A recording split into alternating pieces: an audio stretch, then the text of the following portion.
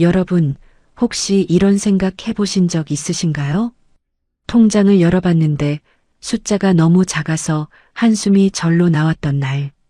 마트에 갔다가 계산대 앞에서 괜히 이것저것 다시 내려놓았던 날.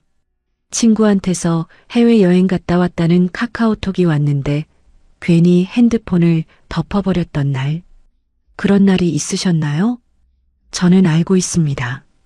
이 영상을 클릭하신 분들 중에 그런 분들이 분명히 계실 겁니다. 아니, 많으실 겁니다. 아마 지금 이 순간에도 마음 한구석이 무겁고 불안하신 분들이 계실 거예요. 평생 열심히 살아왔는데 막상 나이 들고 보니 손에 쥔 것이 너무 적어서 내가 뭘 잘못 살아온 건가 싶은 생각이 드는 분들. 오늘 그분들을 위해 이 이야기를 준비했습니다. 믿기 어려우시겠지만 지금 서울 변두리 작은 동네에서 월 70만 원으로 살아가면서도 5년 전보다 훨씬 더 행복하게, 더 당당하게, 더 건강하게 살아가는 65살 부부가 있습니다. 통장 잔고는 오히려 조금씩 늘어나고 있고 얼굴에는 웃음이 가득하고 아침마다 일어나는 것이 즐겁다고 합니다. 어떻게 그게 가능하냐고요? 뻔한 이야기라고 생각하실 수도 있습니다. 아, 또 절약하라는 이야기구나. 또 아끼고 살라는 이야기구나. 생각하시고 창을 닫으려 하실 수도 있습니다. 하지만 잠깐만요. 오늘 제가 드리는 이야기는 단순히 아끼라는 이야기가 아닙니다. 어떻게 마음을 바꾸면 같은 돈으로도 삶이 완전히 달라지는지, 어떻게 남의 눈이 아닌 내 눈으로 살아가는 법을 찾는지에 대한 이야기입니다. 그 비밀이 담긴 박재만 씨 부부의 이야기를 오늘 처음으로 낱낱이 공개합니다. 이 영상 끝까지 보시면 오늘 저녁 잠자리에 드실 때 마음이 조금 달라져 있을 겁니다.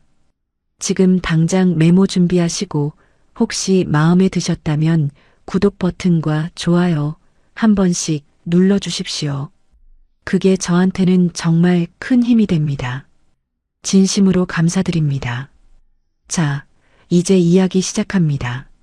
서울 노원구 끝자락 지하철역에서 버스로 2정거장 더 들어가야 나오는 조용한 동네가 있습니다. 1980년대에 지어진 낡은 빌라들이 다닥다닥 붙어 있고 골목 안쪽으로 들어가면 작은 슈퍼마켓 하나, 문방구 하나, 세탁소 하나가 나란히 늘어서 있는 그런 동네입니다. 젊은 사람들은 거의 없고 걸어다니는 분들 대부분이 흰머리에 지팡이를 짚고 계시거나 장바구니를 들고 시장 가는 어르신들입니다. 박재만 씨는 바로 그 동네 빌라 3층에 살고 있습니다. 올해로 65, 키는 아직 제법 꼿꼿하고 머리칼은 반쯤 휘었지만 눈빛은 아직도 살아있는 분입니다. 젊었을 때는 중소기업 영업사원으로 20년 넘게 일했습니다. 전국 방방곡곡을 돌아다니며 물건을 팔았고 명절에도 집에 못 올 때가 많았습니다. 그렇게 살다 보니 어느새 55이 됐고 회사에서 권고사직이라는 말을 들었습니다. 요즘 말로 하면 명예퇴직이라고 하지만 솔직히 말하면 나가달라는 이야기였습니다. 박 선생은 그때 잠을 못 잤다고 합니다. 부인 김미경 씨는 올해 60입니다. 작고 야무진 분으로 젊었을 때부터 살림을 알뜰하게 한다는 소리를 들었습니다. 아이들 둘을 키우면서 파트타임 일도 하고 남편 뒷바라지도 했습니다. 큰딸은 결혼해서 경기도에 살고 있고 아들은 아직 미혼으로 혼자 자취하고 있습니다. 손자는 하나 있는데 딸네 집에 있으니 자주 보지는 못합니다. 이분들이 살고 계신 집은 25평짜리 빌라입니다. 전세로 살고 있는데 전세 대출을 조금 끼고 들어간 터라 매달 이자가 20만 원 나갑니다. 국민연금은 두 분 합쳐서 90만 원이 나옵니다. 박 선생이 60만 원, 부인이 30만 원입니다. 그게 이 부부의 한 달 수입 전부입니다. 이자 20만 원을 빼면 실제로 쓸 수 있는 돈은 딱 70만 원입니다. 이 이야기를 들으면서 혹시 지금 자신의 처지가 겹쳐 보이시는 분이 계신가요? 저는 박재만 씨를 6년 전에 처음 만났습니다. 그때 박 선생은 퇴직하고 얼마 지나지 않은 때였는데 얼굴이 정말 안 좋았습니다. 피부가 칙칙했고 눈밑이 거뭇거뭇했습니다. 걸음걸이도 뭔가 무거웠습니다. 같이 커피 한 잔 마시면서 이런저런 이야기를 나눴는데 박 선생이 말했습니다. 자네, 우리 이제 어떻게 살아야 하나? 그 말이 아직도 기억납니다. 질문이라기보다는 탄식에 가까운 말이었습니다. 답을 원하는 게 아니라 그냥 누군가한테 내뱉고 싶었던 말 같았습니다. 친구들은 다들 골프 치러 다니고 해외여행 가는데 우리는 식비도 걱정이야. 창피해서 친구들 만나기도 싫어. 목소리가 낮았습니다. 씁쓸한 웃음을 지으면서 말했는데 그 웃음이 참 마음이 아팠습니다. 평생 열심히 일한 사람이, 남한테 패도 안 끼치고 살아온 사람이 이 나이에 와서 이런 말을 해야 한다는 게 얼마나 서러웠을까요? 부인 김미경 씨도 힘들기는 마찬가지였습니다. 박 선생 말로는 부인이 요즘 시장 가는 것도 무섭다고 했다고 합니다. 동네가 좁다 보니까 아는 사람을 마주칠 때가 많은데 그때마다 어떻게 대화를 이어가야 할지 모르겠다는 겁니다. 잘 지내냐고 물으면 뭐라고 답해야 할지, 어디 다녀오냐고 물으면 그냥 시장이라고만 해야 하나. 사람들이 남편 퇴직한 거 알 텐데 우리 형편이 어렵다는 거 다 알 것 같아서 괜히 시선이 신경 쓰인다는 겁니다. 작은 봉지 하나 들고 시장에서 나오는 길에 마침 이웃 아주머니가 큰 쇼핑백 여러 개를 들고 나오는 걸 마주쳤을 때의 그 기분. 여러분도 혹시 아시나요? 말은 안 해도 내가 초라해지는 그 기분. 그렇게 5년이 흘렀습니다. 저는 박 선생 부부를 3년 만에 다시 만났습니다. 동네 약국 앞에서 우연히 마주쳤는데 저는 처음에 알아보지 못할 뻔했습니다. 사람이 그렇게 달라질 수가 있나 싶을 정도였습니다. 얼굴에 생기가 돌았습니다. 걸음걸이가 가벼웠습니다. 말투가 밝았습니다. 몇 년 전에 그 무겁고 칙칙했던 분위기가 어디로 갔는지 찾아볼 수가 없었습니다. 박 선생이 먼저 웃으면서 말했습니다. 자네, 오랜만이야. 우리 요즘 정말 행복해. 저는 반사적으로 물었습니다. 뭐가 좋아지셨어요? 돈은 예전이랑 똑같아. 똑같은데 마음은 천국이야. 저는 그 말이 이해가 안 됐습니다. 솔직히 처음에는 그냥 하는 말이겠거니 했습니다. 나이 들면 긍정적으로 생각하게 되는 건가 보다 그렇게 생각했습니다. 하지만 박 선생 얼굴은 거짓말을 하는 사람의 얼굴이 아니었습니다. 정말 행복한 사람의 얼굴이었습니다. 그날 저녁 박 선생 부부는 저를 집으로 초대했습니다. 빌라 3층 계단을 올라가면서 저는 어떤 모습일지 살짝 걱정이 됐습니다. 오래된 빌라이고 돈도 없으시다니까 집이 낡고 어두울 것 같다는 생각이 들었습니다. 그런데 문을 열고 들어가는 순간 저는 의외였습니다. 깔끔했습니다. 물건이 많지 않았지만 정갈하게 정리돼 있었습니다. 화분 2개가 창가에 놓여 있었고 작은 소파 위에는 손수 뜬 것 같은 예쁜 쿠션이 있었습니다. 따뜻한 느낌이 났습니다. 부인이 국을 끓여왔습니다. 된장찌개였습니다. 두부하고 애호박이 들어간 담백한 된장찌개였는데 냄새가 정말 좋았습니다. 반찬은 별로 없었습니다. 김치 1가지, 시금치나물 1가지, 계란찜 하나. 하지만 어디서도 맛보기 힘든 집밥 맛이었습니다. 밥을 먹으면서 박 선생은 천천히 이야기를 시작했습니다. 그 이야기를 듣는 내내 저는 충격을 받았습니다. 이건 그냥 한 개인의 이야기가 아니었습니다. 지금 이 나라 수백만, 수천만 명의 시니어분들이 알아야 할 이야기였습니다. 그래서 오늘 이 자리에서 여러분께 전해드리는 겁니다. 박 선생이 처음부터 이랬던 건 아닙니다. 퇴직 직후 1년은 정말 힘들었다고 합니다. 아침에 일어나도 갈 곳이 없었습니다. 젊었을 때는 아침 7시에 나가서 밤 10시에 들어오는 생활을 했으니까 갑자기 집에만 있게 되니까 뭘 해야 할지 몰랐습니다. TV를 켜도 재미가 없고 책을 읽으려 해도 집중이 안 됐습니다. 부인하고 둘이 하루 종일 집에 있다 보니까 오히려 부딪히는 일도 많아졌습니다. 사소한 일로 말다툼이 생겼습니다. 예전에는 서로 바빠서 얼굴도 못 봤는데 이제는 너무 많이 보다 보니까 오히려 갈등이 생기는 이상한 상황이 됐습니다. 돈 걱정도 계속 머릿속을 떠나지 않았습니다. 국민연금 90만 원, 이자 20만 원, 실제 생활비 70만 원. 이 숫자가 박 선생 머릿속을 매일 맴돌았습니다. 자다가 새벽에 깨면 그 숫자가 먼저 떠올랐습니다. 식비는 얼마나 써야 하나? 경조사가 생기면 어떡하나? 몸이 아프면 병원비는 어떡하나? 자식들한테 손 벌리는 건 죽기보다 싫은데 그 무렵이었습니다. 진짜 전환점이 되는 날이 찾아온 것이 5년 전 어느 겨울밤이었습니다. 박 선생과 부인은 그날도 거실에 나란히 앉아 있었습니다. 난방을 약하게 틀어놓아서 거실이 약간 쌀쌀했습니다. 부인이 무릎에 담요를 덮고 있었습니다. 두 분 다 말이 없었습니다.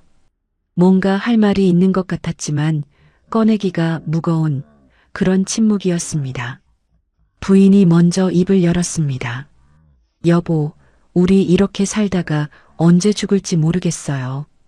박 선생은 아무 말도 못했습니다. 돈도 없는데 건강마저 나빠지면 어떡하죠? 자식들한테 짐이 되는 건 아닐까요? 그 목소리가 떨렸다고 합니다. 평소에 씩씩하고 야무진 부인이 그런 말을 할 때 박 선생은 가슴이 무너지는 것 같았다고 했습니다. 내가 더 잘 벌어왔어야 했는데 내가 좀 더 아껴서 저금을 해뒀어야 했는데 그런 자책이 밀려왔다고 합니다. 그 순간 TV에서 소리가 났습니다. 여행 프로그램이었습니다. 은퇴한 부부가 유럽 여행을 다니는 모습이었습니다. 파리의 에펠탑 앞에서 사진을 찍고 이탈리아 베네치아의 곤돌라를 타고 스페인 바르셀로나의 골목을 걸으면서 웃는 모습이 나왔습니다. 화면이 참 밝고 예뻤습니다. 부인이 중얼거렸습니다. 저 사람들은 참 좋겠네요. 우리는 동네 밖도 못 나가는데. 그 말이 TV 소리보다 더 크게 박 선생 귀에 박혔습니다. 박 선생은 리모컨을 들었습니다. TV를 끄려고요. 그런데 그 순간 뭔가 이상하다는 생각이 들었습니다. 왜 나는 저 화면을 보면서 기분이 나빠지는 걸까?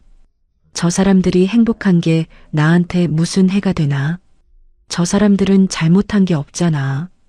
그런데 왜 나는 저 화면을 보기 싫은 걸까? 그 생각을 따라가다 보니까 하나의 결론에 다다랐습니다. 나는 지금 남과 비교하고 있구나. 남들이 유럽을 가니까 우리가 못 가는 게 불행처럼 느껴지는 거구나.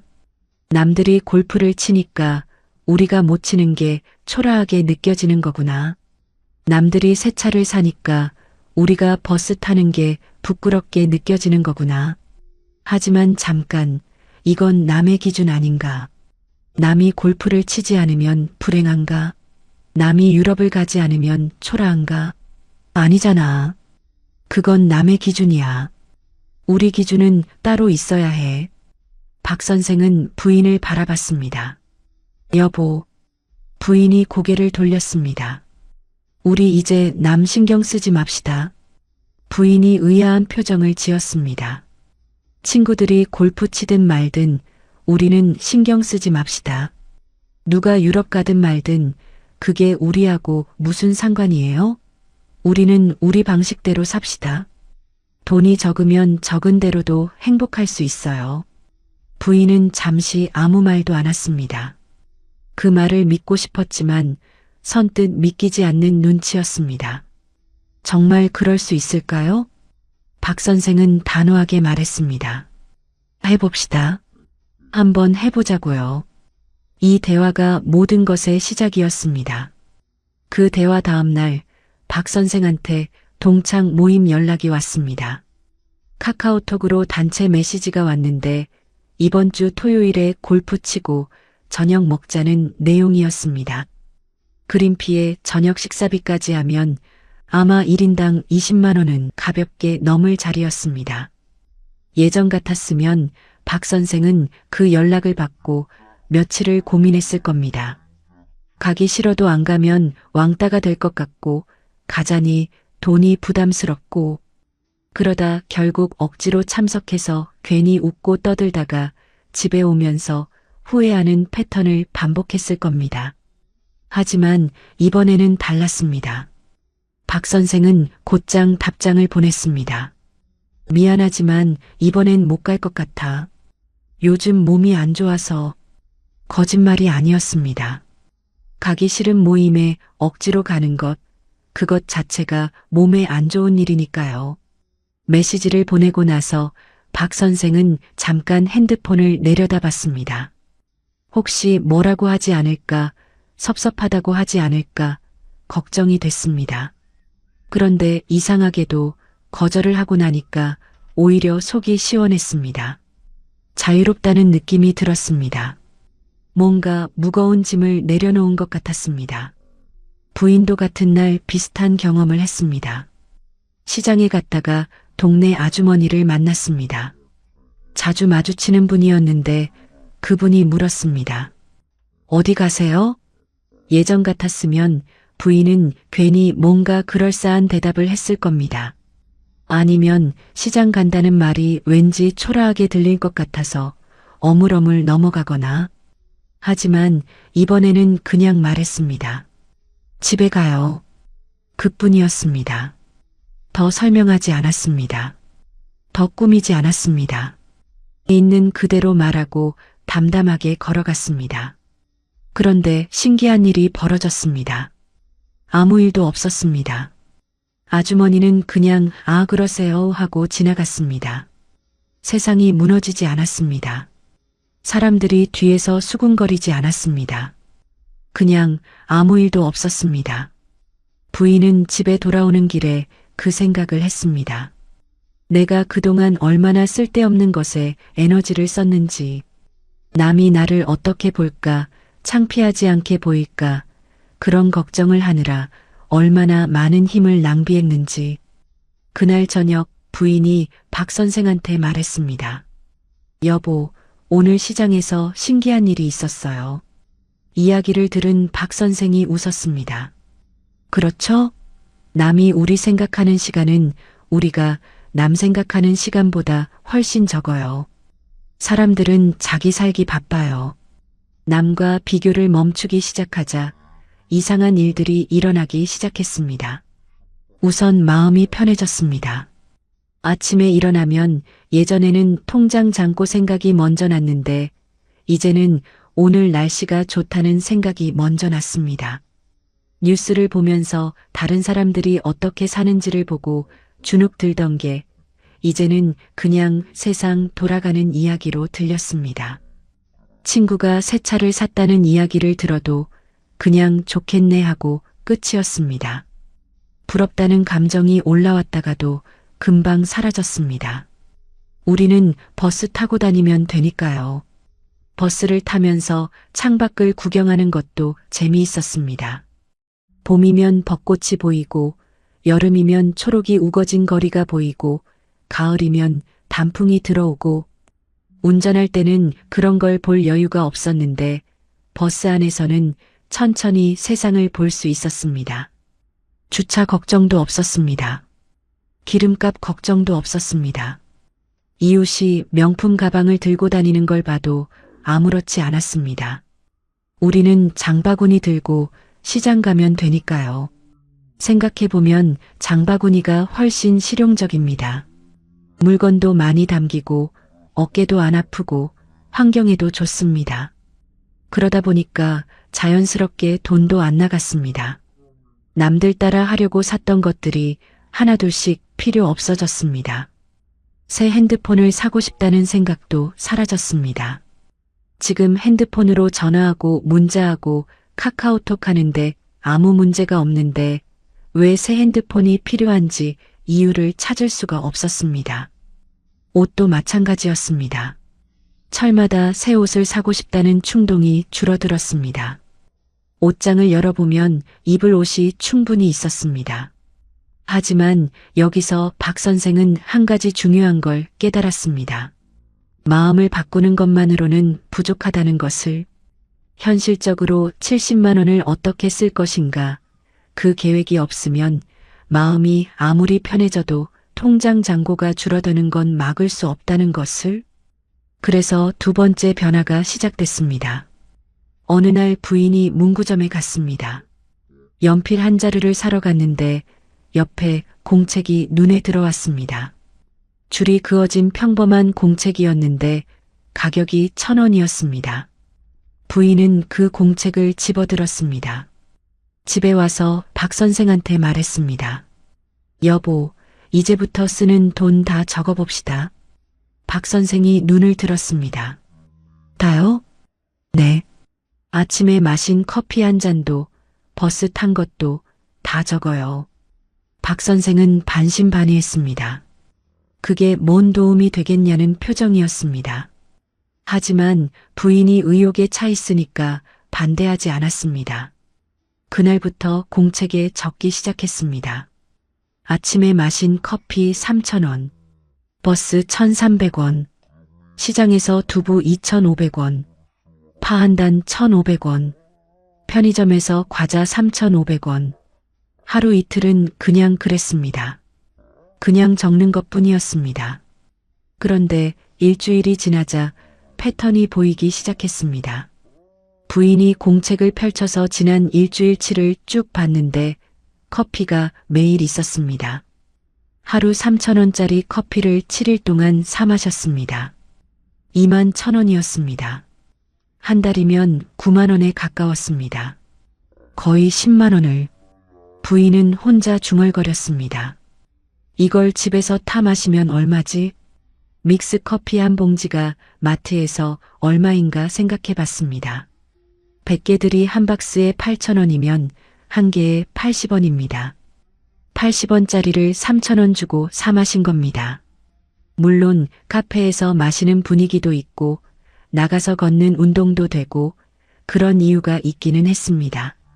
하지만 그 이유가 한 달에 10만 원어치가 되는지는 따져볼 필요가 있었습니다. 과자도 문제였습니다. 박 선생이 심심하면 편의점에 들렀습니다. 습관이었습니다. 특별히 뭔가가 먹고 싶어서 들어가는 게 아니라 그냥 지나가다 들어가서 과자 하나 집어들고 나오는 식이었습니다. 한 번에 4,000원에서 5,000원. 공책을 보니까 일주일에 3번 넘게 들렀습니다. 한 달이면 67만 원이었습니다. 먹고 나면 남는 것도 없는 과자에.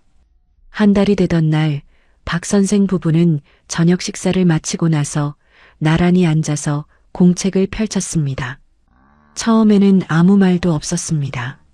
한 줄 한 줄 넘기면서 보는데 자꾸 한숨이 나왔습니다. 필요 없는 곳에 별 생각 없이 나간 돈들이 너무 많았습니다. 케이블 방송 요금이 눈에 띄었습니다. 매달 25,000원이 빠져나가고 있었는데 실제로 두 분이 보는 채널은 두세 개뿐이었습니다. 뉴스 채널, 드라마 채널, 그 정도였습니다. 나머지 수십 개 채널은 돈만 내고 한 번도 안 보는 채널들이었습니다. 박 선생이 말했습니다. 이거 끊읍시다. 유튜브로 다 볼 수 있는데. 부인이 핸드폰 요금 명세서를 꺼냈습니다.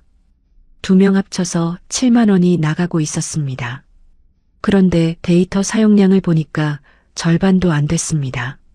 집에서는 와이파이를 쓰고 밖에서는 영상을 거의 안 보니까 데이터가 남았습니다. 비싼 요금제를 쓸 이유가 없었습니다. 그 다음 보험료 명세서를 꺼냈습니다. 박 선생 부부 2명 합쳐서 보험료가 15만 원이었습니다. 박 선생이 가입한 보험이 3개, 부인이 가입한 보험이 2개였습니다. 젊을 때 이것저것 들어뒀는데 정리를 못했던 겁니다. 자세히 들여다보니까 중복되는 보장이 많았습니다. 실손보험이 2개씩 있었습니다. 같은 보장을 2번 내고 있었던 겁니다. 보장은 한 번만 받을 수 있는데 박 선생은 다음날 보험 설계사에게 연락했습니다. 꼭 필요한 것만 남기고 중복되는 건 정리해 주세요. 설계사가 분석해서 알려줬습니다. 해지해도 되는 보험을 2개 찾았습니다. 해지하니까 한 달에 6만 원이 줄었습니다. 1년이면 72만 원이었습니다. 신문 구독도 그만뒀습니다. 매달 2만 원을 냈는데 박 선생이 신문을 제대로 읽는 날이 일주일에 2~3번 정도였습니다. 그것도 일면이랑 스포츠면 정도만 훑어보는 수준이었습니다. 도서관에 가면 모든 신문이 다 있었습니다. 인터넷으로도 볼 수 있었습니다. 굳이 돈 내고 구독할 필요가 없었습니다. 헬스클럽 회원권도 해지했습니다. 한 달에 5만 원이었는데 사실 거의 안 갔습니다. 처음에 의욕 있게 등록했는데 귀찮아서 안 가는 날이 더 많았습니다. 한 달에 2번 갔으면 한 번에 2만 5천 원씩 쓴 셈이었습니다. 동네 공원에 가면 운동기구도 있고 산책로도 있는데 굳이 헬스클럽까지 갈 필요가 없었습니다. 이렇게 하나하나 정리하니까 한 달에 13만 원이 절약됐습니다. 1년이면 156만 원이었습니다. 부인이 말했습니다. 여보, 우리가 이렇게 돈을 낭비하고 있었네요. 박 선생도 공책을 내려다보며 말했습니다. 작은 돈들이 모여서 큰 돈이 됐구나. 모르면 당하고 알면 막는다더니 그 1,000원짜리 공책이 한 달에 13만 원을 아껴준 셈이었습니다. 투자 대비 수익률로 따지면 얼마나 되는 건지 계산하기도 어려웠습니다. 그런데 진짜 변화는 그때부터 시작됐습니다. 지출을 기록하고 불필요한 것들을 정리하면서 박 선생 부부는 자기들이 어디에 돈을 제일 많이 쓰는지 알게 됐습니다. 바로 식비였습니다. 한 달 동안 식비가 얼마나 나갔는지 계산해 보니 깜짝 놀랐습니다. 2명이서만 먹는데 식비가 50만 원이 넘었습니다. 외식도 하고 배달도 시키고 마트에서 충동 구매도 하고 편의점에서 이것저것 사고 그런 것들이 다 식비였습니다. 어느 날 부인이 냉장고 문을 열었습니다. 그리고 한숨을 쉬었습니다. 일주일 전에 산 상추가 물러 있었습니다. 며칠 전에 사둔 두부가 상해 있었습니다. 냉동실에는 언제 넣었는지 기억도 안 나는 고기 덩어리들이 꽁꽁 얼어 있었습니다. 한쪽에는 반쯤 먹고 넣어둔 반찬통들이 가득했는데 무슨 반찬인지 알 수가 없는 것들도 있었습니다. 부인은 그날 냉장고를 싹 비우기로 했습니다. 상한 건 다 버렸습니다. 버리면서 계속 속이 쓰렸습니다. 이게 다 돈인데 사다가 먹지도 못하고 버리는 게 얼마나 많은지. 나중에 계산해 보니까 버린 음식이 3만 원어치가 넘었습니다. 부인은 결심했습니다. 이제부터는 딱 필요한 만큼만 사자. 매일 시장에 갈 필요 없어. 일주일에 2번만 가자. 그리고 가기 전에 반드시 계획을 세우고 가자. 노트를 꺼냈습니다. 일주일 식단을 짰습니다. 월요일은 된장찌개와 시금치나물, 화요일은 고등어구이와 김치, 수요일은 잔치국수, 목요일은 계란찜과 콩나물 무침, 금요일은 미역국과 두부조림, 토요일은 제육볶음, 일요일은 냉장고 털어서 비빔밥. 이렇게 정하니까 뭘 사야 할지가 명확해졌습니다. 첫 번째 장보기 날인 수요일, 부인은 손에 메모지를 들고 시장에 갔습니다. 된장, 두부, 시금치 1단, 고등어 4마리, 국수 한 봉지, 계란 한 판, 돼지고기 앞다리 500g, 콩나물 한 봉지, 미역 한 줌. 이것만 샀습니다. 시장을 걸어가는데 과일 가게 앞에서 딸기가 예쁘게 쌓여 있었습니다. 빨갛게 익은 딸기가 정말 탐스러웠습니다. 예전 같았으면 반드시 샀을 겁니다. 맛있어 보이니까. 하지만 부인은 발걸음을 멈추지 않았습니다. 메모지에 없었으니까요. 그리고 집에 귤이 있었으니까요. 반찬 가게 앞도 지나쳤습니다. 젓갈이며 장아찌며 맛있어 보이는 것들이 가득했습니다. 예전에는 조금씩 사다가 냉장고에 넣어뒀다가 결국 상하게 만드는 패턴을 반복했었습니다. 하지만 이제는 그냥 지나쳤습니다. 집에서 만들 수 있는 반찬이고 만들지 않아도 충분히 먹을 수 있었으니까요. 집에 돌아와서 계산해 봤습니다. 28,000원이었습니다. 부인은 숫자를 보면서 잠깐 멍했습니다. 예전에 장을 보면 항상 5만 원 이상 나왔는데 딱 필요한 것만 사니까 절반에 가깝게 줄어든 겁니다. 토요일에 두 번째 장보기를 했습니다. 배추 한 통, 무 한 개, 파 한 단, 사과 6개. 2만 원이었습니다. 일주일 식비 합계 48,000원. 한 달이면 19만 원 정도. 예전에 식비가 50만 원 넘었는데 이제는 절반 이하로 줄어든 겁니다. 하지만 여기서 놀라운 일이 벌어집니다. 먹는 게 오히려 더 좋아졌습니다.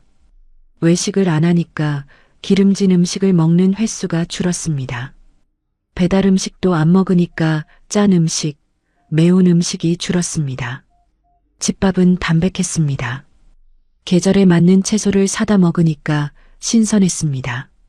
냉동 보관하던 것들을 꺼내 먹는 게 아니라 사온 것을 바로 먹으니까 맛이 달랐습니다. 한 달쯤 지났을 때 박 선생이 병원에서 혈압을 쟀는데 의사가 말했습니다. 선생님, 요즘 뭐 달라진 거 있으세요? 혈압이 많이 안정됐어요. 박 선생이 집밥 이야기를 했습니다. 의사가 고개를 끄덕였습니다. 그게 맞습니다. 나트륨 줄이고 신선한 채소 드시면 혈압에 제일 좋아요. 부인도 검진해서 좋은 소식을 들었습니다. 혈당 수치가 안정됐다는 이야기였습니다. 몸이 나아지니까 기분도 좋아졌습니다. 기분이 좋으니까 더 잘 먹게 됐습니다. 더 잘 먹으니까 몸이 더 좋아졌습니다. 이 선순환이 시작된 겁니다. 어느 날 딸이 놀러 왔습니다. 딸이 들어오면서 말했습니다. 엄마 얼굴이 전보다 좋아 보여요. 뭐 달라진 거 있어요? 부인이 웃었습니다. 밥을 잘 먹어서 그런가 봐. 딸이 웃다가 핸드폰을 꺼냈습니다. 배고픈데 치킨 시켜 먹어요. 제가 살게요. 그런데 부인이 고개를 저었습니다. 엄마가 더 맛있는 거 해줄게. 잠깐만 기다려봐. 딸이 의아한 표정으로 앉아 있는 동안 부인은 냉동실에서 닭다리를 꺼냈습니다. 전날 마트에서 1+1 행사할 때 사다 넣어둔 것이었습니다. 에어프라이어에 넣고 200도에서 20분. 그 사이에 간장 소스를 만들었습니다. 간장에 물엿을 2숟갈, 다진 마늘 조금, 참기름 한 방울. 냄비에 살짝 끓여서 걸쭉하게 만들었습니다. 닭다리가 노릇노릇하게 구워지면 소스를 솔로 발라서 다시 5분 더 구웠습니다. 딸이 한 입 베어 물었습니다. 와, 엄마. 이거 완전 맛있어요. 치킨집보다 낫잖아요. 부인은 그 말이 그렇게 기분 좋을 수가 없었습니다. 치킨을 시켰으면 25,000원이었을 겁니다. 집에서 만들었으니까 5,000원도 안 들었습니다. 그것도 기름에 튀기지 않고 에어프라이어로 구웠으니 훨씬 건강했습니다. 딸이 그날 돌아가면서 말했습니다. 엄마 아빠 요즘 정말 잘 지내시는 것 같아서 좋아요. 정작 중요한 건 다음이었습니다. 식비를 줄이고 불필요한 지출을 정리하고 이런 것들은 사실 방법을 알면 누구나 할 수 있습니다. 하지만 박 선생 부부가 진짜로 달라진 건 물건을 대하는 생각 자체가 바뀐 것이었습니다. 그 변화는 아주 사소한 사건에서 시작됐습니다. 어느 날 박 선생의 운동화 밑창이 닳았습니다. 옆 부분도 조금 찢어졌습니다. 새 운동화를 사야 할 것 같았습니다. 시장에 갔더니 10,000원짜리 운동화가 있었습니다. 중국산이었는데 보기에는 괜찮았습니다. 예전 같았으면 바로 샀을 겁니다. 싸니까. 그런데 박 선생은 그 자리에서 잠깐 멈췄습니다. 이게 얼마나 갈까 하는 생각이 든 겁니다. 한두 달 신다 보면 또 밑창이 닳겠지. 그러면 또 사야 하고 1년에 4-5번은 사야 하는 거 아닌가. 그러면 1년에 40,000원에서 50,000원이잖아. 박 선생은 운동화 가게로 걸어갔습니다. 가게 안에는 여러 종류의 운동화가 있었습니다. 점원이 다가와서 물었습니다. 어떤 걸 찾으세요?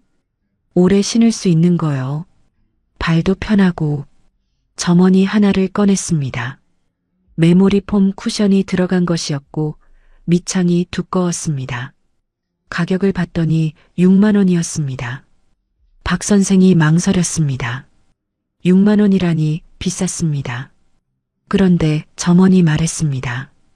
이 운동화는 밑창이 이중 구조라서 2년은 신으실 수 있어요. 어르신들이 많이 찾으시는 모델인데 오래 걸어도 발이 안 피곤하세요. 박 선생은 그 자리에서 계산했습니다. 60,000원짜리를 2년 신으면 1년에 30,000원이다. 10,000원짜리를 1년에 4번 사면 1년에 40,000원이다. 발 편한 건 말할 것도 없고 박 선생은 그 운동화를 샀습니다. 신어보니까 정말 달랐습니다. 발바닥에 쿠션이 느껴졌습니다. 동네 한 바퀴를 돌았는데 발이 안 아팠습니다. 이래서 좋은 신발이 중요하다는 건데 하는 생각이 들었습니다. 그 운동화를 산 지 2년 반이 지났는데도 아직 신고 있다고 합니다. 밑창이 거의 닳지 않았고 쿠션도 처음과 크게 다르지 않다고 했습니다. 부인도 비슷한 경험을 했습니다. 프라이팬이 낡았습니다. 코팅이 벗겨진 자리가 생겼습니다. 새 프라이팬을 사야 했습니다. 마트에 갔더니 15,000원짜리가 있었습니다. 사이즈도 맞고 괜찮아 보였습니다. 하지만 부인은 집어들지 않았습니다. 이 코팅이 얼마나 버틸까 싶었습니다. 저렴한 코팅은 몇 달이면 벗겨지는 게 눈에 뻔히 보였습니다. 부인은 조금 더 좋은 것을 찾아봤습니다. 25,000원짜리가 있었습니다. 코팅이 4층이라는 설명이 있었고 점원이 3년은 쓸 수 있다고 했습니다. 부인은 계산했습니다. 3년 쓰면 1년에 8,333원이다. 훨씬 경제적이잖아. 부인은 25,000원짜리를 샀습니다. 그 프라이팬은 지금도 쓰고 있습니다. 3년이 넘었는데도 코팅이 멀쩡합니다. 이렇게 생각이 바뀌니까 소비 패턴이 완전히 달라졌습니다. 싸다고 무조건 사지 않게 됐습니다. 값싼 것이 처음에는 돈을 아끼는 것처럼 느껴지지만 자주 바꿔야 하면 결국 더 많은 돈이 나간다는 걸 알게 됐습니다. 세일에도 흔들리지 않게 됐습니다. 어느 날 마트에 갔는데 라면 10개 묶음이 5,000원이었습니다. 평소보다 1,000원 싸다고 했습니다. 예전 같았으면 2세트 샀을 겁니다. 하지만 부인은 멈추고 생각했습니다. 우리 둘이 라면을 한 달에 2-3개 먹지. 10개면 3-4달치야. 그 사이에 또 세일할 거야. 그리고 많이 사두면 자꾸 먹게 돼. 건강에 안 좋고. 부인은 딱 3개만 샀습니다. 한 달치였습니다. 세일이라고 많이 사는 게 능사가 아니야. 필요한 만큼만 사는 게 진짜 절약이야. 이 말이 자연스럽게 나오게 됐습니다. 여기서 가장 놀라운 일이 벌어집니다. 물건을 현명하게 사는 법을 배우면서 박 선생 부부는 자연스럽게 물건을 더 아끼게 됐습니다. 쉽게 버리지 않게 됐습니다. 어느 날 박 선생의 점퍼 지퍼가 고장났습니다. 위아래로 움직여야 하는데 중간에서 걸려서 올라가지 않았습니다. 아들이 주말에 놀러 왔다가 그걸 봤습니다. 아버지, 그거 버리고 새로 하나 사세요. 요즘 싸게 나온 게 많아요. 제가 하나 사드릴게요. 박 선생은 점퍼를 내려다봤습니다. 이 점퍼를 언제부터 입었나? 한 7년 됐나? 근데 이 점퍼 천이 얼마나 좋은가? 아직도 멀쩡하잖아. 지퍼만 고장난 건데. 박 선생이 말했습니다. 아니야. 지퍼만 고치면 되는데 왜 버려? 아들이 고개를 갸웃했습니다. 그거 고치는 데에 돈도 들고 귀찮으시잖아요. 수선집에 가면 되지 뭐. 다음 날 박 선생은 동네 수선집에 갔습니다. 골목 안쪽에 있는 작은 수선집이었는데 지퍼를 갈 수 있냐고 물었습니다. 할머니 한 분이 경영하시는 집이었는데 점퍼를 살펴보더니 말씀하셨습니다. 5,000원이면 됩니다. 박 선생은 5,000원을 내고 점퍼를 맡겼습니다. 다음 날 찾아왔습니다. 새 지퍼가 달려 있었습니다. 올라가고 내려가고 아무 문제 없이 됐습니다. 새 점퍼를 샀으면 최소 8만 원에서 10만 원은 들었을 겁니다. 5,000원으로 해결한 겁니다. 하지만 그 경험보다 더 인상 깊었던 건 다른 것이었습니다. 수선집을 나오면서 박 선생은 뭔가 뿌듯한 기분이 들었습니다. 멀쩡한 물건을 살렸다는 기분. 아직 쓸 수 있는 것을 고쳐서 계속 쓴다는 것. 그 행위 자체에서 오는 만족감이 있었습니다. 집에 돌아와서 박 선생이 부인한테 말했습니다. 여보, 수선집 아주머니가 참 훌륭하신 것 같더라고. 그런 기술이 있으니까 뭐든 고칠 수 있잖아. 부인이 고개를 끄덕였습니다. 맞아요. 우리 부모님 세대는 다 그렇게 사셨잖아요. 고쳐서 입고, 고쳐서 쓰고. 언제부터 이렇게 쉽게 버리는 세상이 됐는지. 부인도 비슷한 일이 있었습니다. 냉장고에서 이상한 소리가 났습니다. 웅웅거리는 소리였는데 예전에 없던 소리였습니다. 딸이 왔다가 듣고 말했습니다. 엄마, 이거 이제 바꿀 때 됐어요. 20년 넘게 쓰셨잖아요. 요즘 냉장고는 에너지 효율도 좋고 더 조용해요. 제가 반은 드릴게요. 딸의 마음은 고마웠습니다. 하지만 부인은 일단 수리기사를 불렀습니다. 기사가 와서 이리저리 살펴봤습니다. 소리가 나는 건 팬 모터 부품이 마모가 됐기 때문인데요. 3만 원이면 교체할 수 있어요. 부인이 물었습니다. 고치면 얼마나 더 쓸 수 있을까요? 이 냉장고 아직 성능 좋아요. 3년은 더 쓰실 수 있을 거예요. 부인은 고쳤습니다. 새 냉장고는 100만 원이었습니다. 3만 원으로 3년을 더 쓰게 됐습니다. 기사가 돌아가면서 말했습니다. 요즘 에너지 효율 좋다고 광고하는 냉장고들 실제로 써보면 이 냉장고랑 전기료 차이가 한 달에 2,000원도 안 나요. 멀쩡한 거 괜히 바꿀 필요 없어요. 부인은 그 말이 귀에 꽂혔습니다. 우리가 얼마나 많은 물건을 멀쩡한데도 버리고 살았을까. 새 것이 나오면 바꾸는 게 당연한 것처럼 생각해 왔는데, 그게 다 돈이었는데, 이런 생각들이 일상으로 스며들었습니다. 비닐봉지를 모아뒀다가 음식물 쓰레기 버릴 때 썼습니다. 쓰레기 봉투 살 필요가 없었습니다. 물티슈 대신 행주를 썼습니다. 행주는 빨아서 계속 쓸 수 있으니까 훨씬 경제적이었습니다. 다 쓴 치약 튜브는 가위로 잘라서 안에 남은 것까지 다 썼습니다. 양말에 구멍이 나면 꿰매서 신었습니다. 이런 것들이 하나하나는 작았지만 쌓이면 큰 돈이 됐습니다.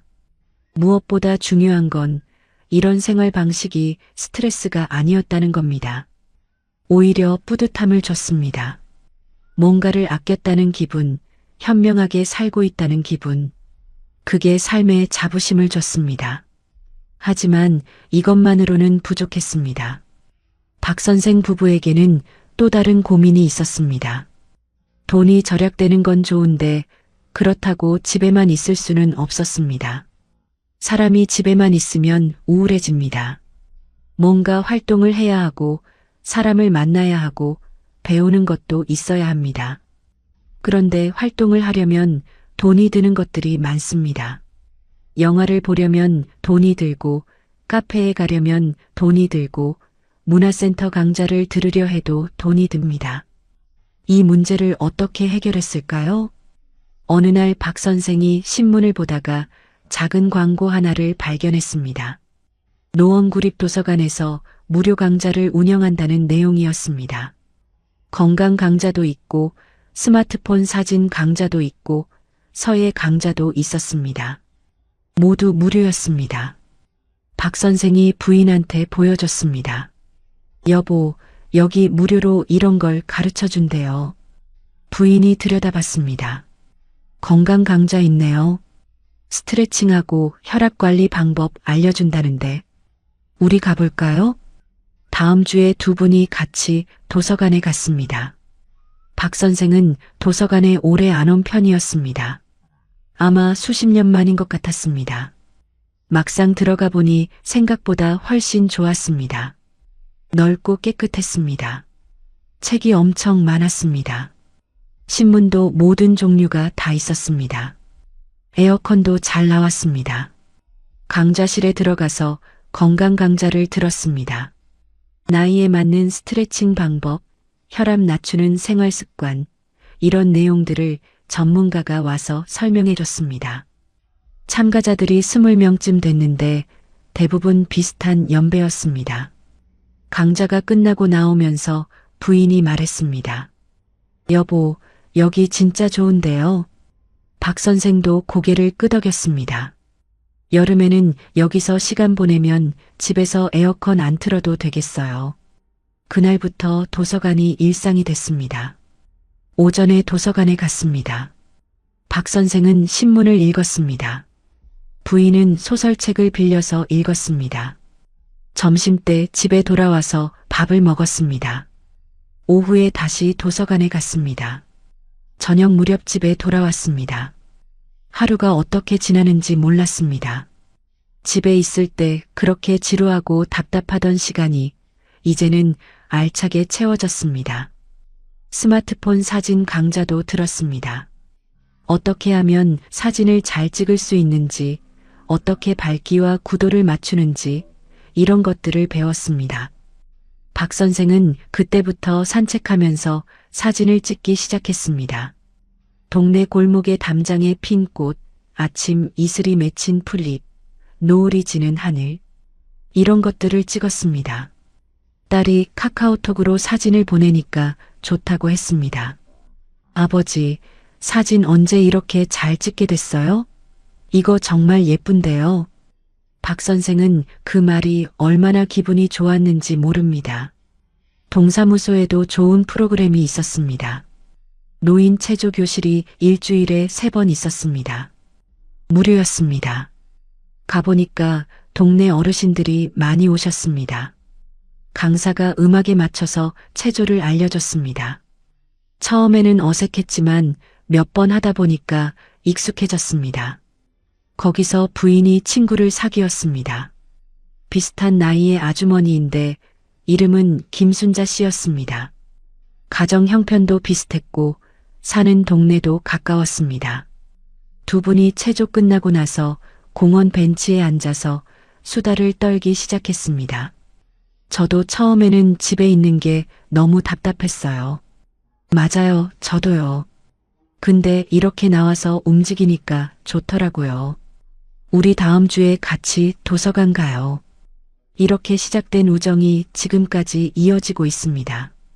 공원에서 운동하는 것도 일상이 됐습니다. 동네 공원에 가보니 운동기구가 생각보다 많았습니다. 철봉도 있고 평행봉도 있고 자전거 페달 기구도 있었습니다. 맨발로 걸을 수 있는 황토길도 있었습니다. 매일 아침 6시에 일어나서 공원에 갔습니다. 30분 걷고 운동기구로 10분 운동하고 스트레칭 10분. 헬스클럽 갈 필요가 없었습니다. 아무도 없는 이른 아침 공원은 참 좋았습니다. 새소리가 들렸습니다. 공기가 신선했습니다. 산책로에는 이슬이 맺혀 있었습니다. 이런 것들이 무료였습니다. 돈 한 푼 안 들었습니다. 하지만 아무도 예상하지 못한 일이 일어났습니다. 생활 방식이 바뀌면서 절약되는 돈이 늘어났는데 그 돈이 어딘가로 새어나가고 있었습니다. 전기료였습니다. 어느 날 전기료 고지서가 나왔습니다. 9만 원이었습니다. 부인이 말했습니다. 여보, 우리 둘이 이게 뭔가요? 전기를 너무 많이 쓰는 것 같아요. 박 선생도 고개를 갸웃했습니다. 우리 뭐 많이 쓰는 게 있나? 부인은 그날부터 전기 아끼는 방법을 찾아봤습니다. 도서관에서 관련 책을 빌렸습니다. 인터넷에서도 찾아봤습니다. 하나씩 실천하기 시작했습니다. 전기밥솥 보온 기능을 껐습니다. 밥을 하고 나면 바로 전원을 끄고 남은 밥은 작은 통에 나눠 담아 냉동실에 넣었습니다. 먹을 때는 전자레인지에 3분 데웠습니다. 보온 기능이 얼마나 전기를 잡아먹는지 알고 나서 깜짝 놀랐습니다. 하루 종일 보온을 유지하면 한 달에 전기료가 1만 원 가까이 나온다는 걸 알게 됐습니다. 안 쓰는 콘센트를 뽑았습니다. TV를 보지 않을 때는 플러그를 뽑았습니다. 컴퓨터도 마찬가지였습니다. 처음에는 번거로웠습니다. 볼 때마다 꽂고 다 보면 뽑고 이게 귀찮기는 했습니다. 하지만 습관이 되니까 자연스러워졌습니다. 대기 전력이 생각보다 어마어마하다는 걸 알았습니다. 전원은 꺼져 있어도 코드가 꽂혀 있으면 전기가 계속 소모된다는 것. 그 전기가 모이면 상당한 금액이 된다는 것. 세탁기는 사흘에 한 번 돌렸습니다. 매일 하던 빨래를 모아서 했습니다. 세탁기를 덜 돌리니까 전기도 줄고 물도 줄고 세제도 줄었습니다. 3중으로 절약이 됐습니다. 설거지는 물을 받아서 했습니다. 수도꼭지를 틀어놓고 계속 물을 흘리면서 하는 게 아니라 대야에 물을 받아서 거기서 했습니다. 물 사용량이 절반 이하로 줄었습니다. 겨울에는 내복을 입었습니다. 박 선생은 젊었을 때 내복 입는 게 싫었다고 합니다. 뭔가 촌스러운 느낌이 난다고. 그런데 이제는 그런 자존심이 없었습니다. 두꺼운 내복을 입으니까 실내 온도를 2도 낮게 해도 충분히 따뜻했습니다. 실내 온도를 22도에서 20도로 낮췄습니다. 2도 차이가 별것 아닌 것 같지만 난방비로 따지면 한 달에 2만 원 차이가 났습니다. 여름에는 선풍기를 먼저 켰습니다. 에어컨은 정말 더울 때만 켰습니다. 습도가 높거나 밤에 잠을 못 잘 때, 그 외에는 선풍기만으로도 충분했습니다. 선풍기 전기료는 에어컨의 10분의 1도 안 됩니다. 그리고 여름 낮에는 도서관에서 시간을 보냈습니다. 도서관은 에어컨이 잘 나왔습니다. 집에서 에어컨 틀 필요가 없었습니다. 한 달 후 고지서가 나왔습니다. 6만 5천 원이었습니다.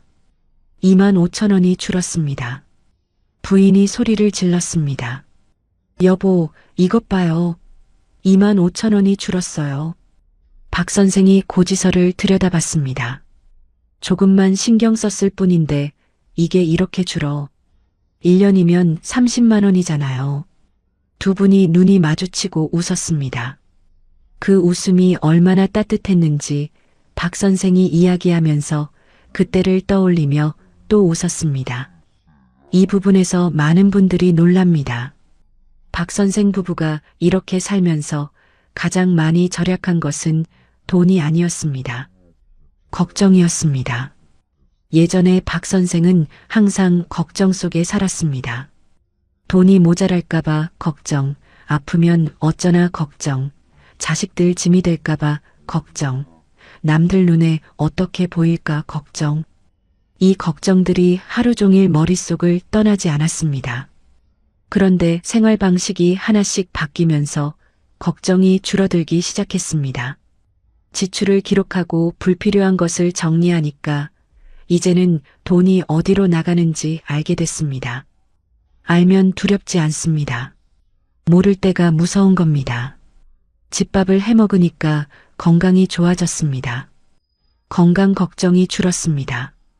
도서관과 공원에서 사람들을 만나니까 외롭지 않았습니다. 외로움 걱정이 줄었습니다. 그리고 매달 조금씩 저축이 생기기 시작했습니다.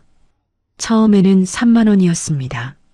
그러다 5만 원, 7만 원, 10만 원으로 늘었습니다. 지금은 매달 10만 원에서 15만 원을 모을 수 있게 됐습니다. 1년이면 120만 원에서 180만 원입니다. 비상금이 생기는 겁니다. 비상금이 생기니까 만약에 하는 걱정이 줄었습니다. 갑자기 아프면 어쩌나, 갑자기 무슨 일이 생기면 어쩌나. 이런 걱정들이 줄어들었습니다. 200만 원이 있으면 여유가 생깁니다. 300만 원이 있으면 더 여유롭습니다. 돈이 많아져서 여유가 생긴 게 아닙니다. 현명해져서 여유가 생긴 겁니다. 건강 이야기를 빠뜨릴 수 없습니다.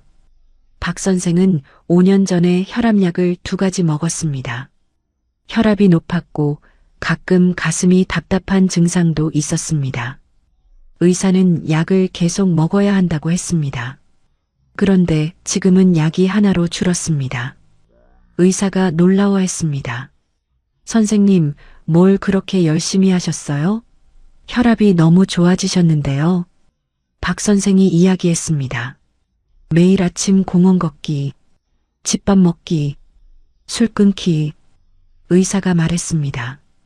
그게 맞습니다. 사실 혈압에 제일 좋은 약은 걷기예요. 부인도 건강이 좋아졌습니다. 예전에는 무릎이 아파서 계단 내려가기가 힘들었습니다. 체중이 조금 있었고 운동을 거의 안 했습니다. 그런데 매일 체조를 하고 산책을 하고 집밥을 먹으면서 체중이 4kg이 줄었습니다. 무릎 통증도 거의 없어졌습니다. 건강이 좋아지는 게 눈에 보이니까 더 열심히 관리하게 됐습니다. 박 선생이 술을 끊었습니다. 원래 소주를 좋아했습니다. 저녁마다 반병 정도 마시는 게 습관이었습니다. 스트레스 받으면 더 마셨습니다. 그게 한 달에 얼마나 나가는지 계산해 보니까 3만 원에서 4만 원이었습니다. 돈 문제만이 아니었습니다. 술을 마시면 다음날 아침에 일어나기 힘들었습니다. 오전 내내 피곤했습니다. 운동도 안 하게 됐습니다. 어느 날 박 선생이 결심했습니다. 끊어보자. 처음 일주일이 제일 힘들었습니다. 저녁에 밥 먹고 나면 자동으로 손이 냉장고로 갔습니다. 그럴 때마다 냉장고 대신 공책을 들었습니다. 일기를 썼습니다. 오늘 공원 걸었다. 30분. 날씨가 좋았다. 단풍이 들기 시작했다. 그렇게 쓰다 보면 술 생각이 줄었습니다. 한 달이 지났습니다. 몸이 가벼웠습니다. 아침에 일어나면 개운했습니다. 운동이 더 잘 됐습니다. 혈압 수치가 더 좋아졌습니다. 그리고 한 달에 4만 원이 절약됐습니다. 담배도 끊었습니다. 하루에 반갑 피우던 것을 끊으니까 한 달에 7만 원이 절약됐습니다. 술과 담배를 끊으니까 한 달에 11만 원이 절약됐습니다. 1년이면 132만 원입니다. 하지만 박 선생이 말한 가장 큰 수확은 돈이 아니었습니다. 아침에 일어나는 게 즐거워졌어요. 예전에는 아침에 눈을 뜨면 오늘 또 뭘 걱정하나 하는 기분이었다고 합니다. 그런데 이제는 오늘 공원에 가면 뭐가 있을까?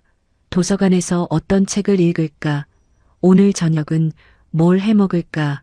그런 즐거운 생각들이 먼저 떠오른다고 합니다. 국가 건강검진도 꼭 받기 시작했습니다. 2년에 한 번 무료로 해주는 건강검진을 예전에는 귀찮아서 안 받기도 했습니다. 그런데 이제는 날짜가 나오면 바로 예약합니다. 박 선생이 말했습니다. 일찍 발견하면 돈도 적게 들고 몸도 덜 고생해요. 검진 받는 것도 절약이에요. 이 모든 변화가 쌓이고 쌓여서 1년 후 박 선생 부부의 삶은 완전히 달라져 있었습니다. 통장 잔고가 늘어났습니다. 아주 많이 늘어난 게 아닙니다. 하지만 1년 전보다 150만 원이 더 있었습니다. 그 150만 원이 얼마나 든든한지 경험해 보신 분들은 아실 겁니다. 몸이 좋아졌습니다. 박 선생은 혈압약이 줄었고 부인은 무릎이 편해졌습니다. 아침에 일어나서 산책을 나가는 게 힘들지 않았습니다. 관계가 좋아졌습니다. 부부 사이가 좋아졌습니다. 같이 도서관도 가고 같이 장도 보고 같이 저녁을 만들면서 이야기를 나누는 시간이 늘었습니다. 새로운 친구들이 생겼습니다. 체조 교실에서 만난 이웃들, 도서관에서 자주 마주치는 분들. 소박한 관계였지만 따뜻했습니다. 아이들과의 관계도 좋아졌습니다. 예전에는 아이들이 전화하면 박 선생이 내심 걱정됐다고 합니다. 혹시 도와달라는 말을 해야 하나 아니면 저희가 걱정하면 어쩌나 그런 생각들이 들었다고 합니다. 그래서 통화가 짧아지는 경향이 있었습니다. 그런데 이제는 달랐습니다. 아이들이 전화하면 할 말이 많았습니다. 오늘 공원에서 청설모를 봤다는 이야기, 도서관에서 재미있는 책을 읽었다는 이야기, 시장에서 싱싱한 고등어를 잘 샀다는 이야기. 작은 것들이었지만 생기 있는 이야기들이었습니다. 딸이 한 번은 전화를 끊으면서 말했습니다. 아버지, 요즘 목소리가 너무 좋아지셨어요. 예전이랑 완전 달라요. 박 선생이 웃었습니다. 그래, 사는 게 재밌어서 그런가 봐. 딸이 잠깐 조용했다가 말했습니다. 다행이에요, 아버지. 정말 다행이에요. 제가 그날 저녁 박 선생 집에서 된장찌개를 먹으면서 이 이야기를 들을 때 솔직히 눈물이 날 것 같았습니다. 이분들이 대단한 일을 한 게 아닙니다. 특별한 재주가 있는 것도 아닙니다. 부자가 된 것도 아닙니다. 그저 마음을 바꿨습니다. 남과 비교하는 것을 멈췄습니다. 있는 것에 감사하기로 했습니다. 쓰는 돈을 기록하기 시작했습니다. 집밥을 해먹기 시작했습니다. 물건을 함부로 버리지 않기 시작했습니다. 무료로 즐길 수 있는 것들을 찾아다니기 시작했습니다. 전기를 아끼기 시작했습니다. 매일 걷기 시작했습니다. 이것뿐입니다. 하지만 이것이 모든 것을 바꿨습니다. 박 선생이 저녁을 먹고 나서 차를 마시면서 말했습니다. 자네, 나는 이제 알아. 행복은 돈이 많고 적음의 문제가 아니에요. 돈을 얼마나 현명하게 쓰느냐의 문제예요. 우리는 적게 벌어도 현명하게 써요. 그래서 행복해요. 부인이 덧붙였습니다. 예전에는 없는 것들만 눈에 들어왔어요. 없는 것들 때문에 불행했어요. 지금은 있는 것들이 눈에 들어와요. 있는 것들에 감사하니까 행복해요. 창밖으로 가로등이 켜지기 시작했습니다. 빌라 골목의 가로등이었습니다. 화려하지 않은 그냥 평범한 가로등이었습니다. 하지만 그 빛이 박 선생 부부의 작은 거실을 따뜻하게 비추고 있었습니다. 저는 그 순간을 지금도 잊지 못합니다. 여러분, 오늘 이 이야기를 끝까지 들으신 여러분, 지금 어떤 마음이 드시나요? 어쩌면 박 선생 부부의 이야기가 내 이야기 같다고 느끼시는 분이 계실지 모릅니다. 통장 잔고가 불안한 것, 남들과 비교하게 되는 것, 돈 걱정으로 밤잠을 못 이루는 것, 이런 것들이 낯설지 않으신 분들이 분명히 계실 겁니다. 그런 분들께 제가 조심스럽게 드리고 싶은 말씀이 있습니다. 여러분은 충분히 잘 살아오셨습니다. 이 나이까지 이렇게 살아오신 것 자체가 얼마나 대단한 일인지 모릅니다. 어렵고 힘든 시절을 다 버텨내신 분들입니다. 지금 손에 쥔 것이 많지 않더라도 그건 여러분이 못난 것이 아닙니다. 세상이 그렇게 흘러온 겁니다. 다만 지금부터 조금씩 바꿔보시면 어떨까요? 오늘 당장 다 바꾸려 하지 않으셔도 됩니다. 한 가지만 시작해 보십시오. 공책 한 권 사시고 이번 달 쓰시는 돈을 하나하나 적어 보십시오. 1,000원짜리 공책으로 충분합니다. 한 달만 적어 보시면 몰랐던 것들이 보이기 시작합니다. 그 다음은 자연스럽게 따라옵니다. 도서관에 한번 가보십시오. 아마 생각보다 훨씬 좋은 공간이 여러분을 기다리고 있을 겁니다. 동사무소에 무료 프로그램이 뭐가 있는지 전화 한번 해보십시오. 생각지도 못한 것들이 있을 겁니다. 이번 주 한 끼만 직접 해 드셔 보십시오. 오랫동안 안 하셨으면 처음에는 서툴 수 있지만 그래도 괜찮습니다. 오늘 저녁 산책을 한번 나가 보십시오. 15분이면 됩니다.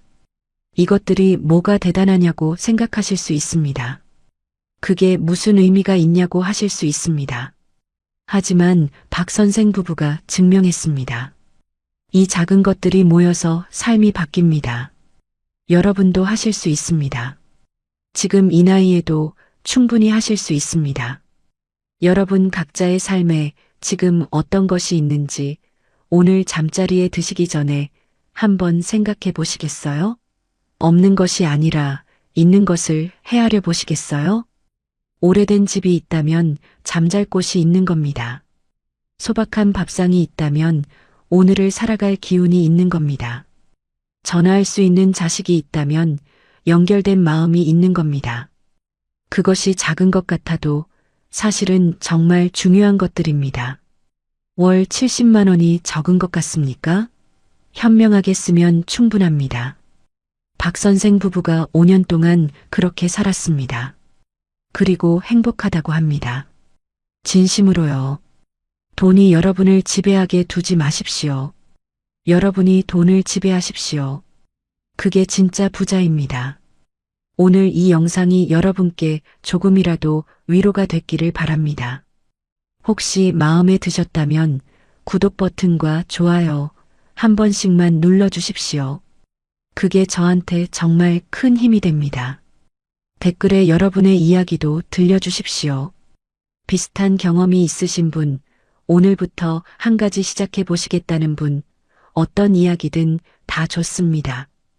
여러분의 댓글 하나하나가 저를 움직이게 하고 이런 영상을 계속 만들게 합니다. 여러분 모두 오늘 하루도 고생 많으셨습니다. 그리고 잘 살아오셨습니다. 남은 날들 박 선생 부부처럼 당당하고 따뜻하게 살아가시길 진심으로 바랍니다. 감사합니다.